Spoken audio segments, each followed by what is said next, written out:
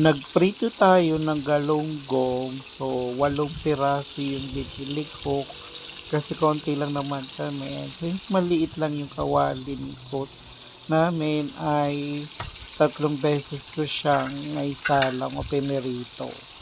So, ayan, para hindi siya magdikit-dikit at hindi madurog din. So, medyo matagal lang yung pagpuprito because tingnan nyo, mahina kasi yung kalan namin. So, ayan, naluto na yung first batch natin and then susunod natin yung mga natitira. So, masarap guys sumulam ng paritong galunggong. Kami simula pagkabata, nabuhay talaga kami sa pagpaparito ng galunggong kaysa itlog. So, bukod sa mura siya nga, at marami pa mabibili sa 1 kilo. So, sakto sa aming magkakapatid kasi marami kami. So, ayun na yung last batch guys. So, syempre, arte-arte yan lang tayo. May tissue, di ba?